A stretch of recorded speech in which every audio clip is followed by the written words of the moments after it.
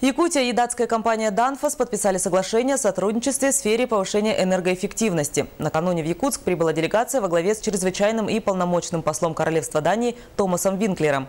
Рабочая группа встретилась с руководством республики. Речь шла о бессрочном экономическом сотрудничестве в различных отраслях. В беседе стороны отметили взаимный экономический интерес, независимо от складывающейся политической ситуации в мире. Конечно, энергоэффективность – это та тема, которая ставит Данию на лидирующие позиции в мире, однако я готов открыть дискуссию на любые другие темы, отметил Томас Винклер. В свою очередь Егор Борисов предложил обратить внимание на разработки в области использования вечной мерзлоты в качестве источника энергии, внедрение возобновляемой энергетики, а также размещение производства на территории Якутии. Мы уже знакомы с проектами, в том числе конкретными предложениями, в том числе непосредственно работа на территории Якутии. Потому что наши коммунальники, наша энергетика начали работать с вашей компанией. Бизнесмены Турции намерены сотрудничать с якутскими коллегами. Накануне временно исполняющий обязанности главы республики Егор Борисов провел рабочую встречу с мэром города Стамбула Кадиром Таббашем. В ходе беседы Егор Борисов подробно остановился на условиях жизни и хозяйствования на территории Якутии, реализуемых инвестпроектах, планах на социально-экономическому развитию.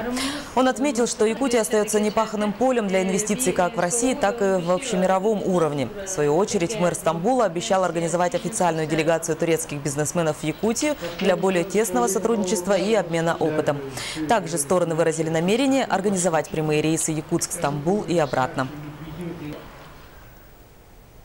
Также Егор Борисов провел рабочую встречу с генеральным консулом Японии в городе Хабаровске господином Нагучи Хадаэки. Временно исполняющий обязанности главы республики отметил, что Якутия очень богата недрами и сейчас имеет ряд серьезных проектов, ожидающих своих инвесторов. Японским деловым кругам есть где приложить свои силы. По мнению генконсула Японии в Хабаровске, начинать совместную деятельность предпочтительнее с небольших по объемам инвестиций проектов, с тем, чтобы по мере роста взаимного доверия постепенно переходить к действительно крупным проектам в сфере добычи полезных ископаемых. Егор Борисов дал поручение Министерству по федеративным отношениям и внешним связям республики подготовить конкретные инвестпроекты, в которых могла бы быть заинтересована японская сторона.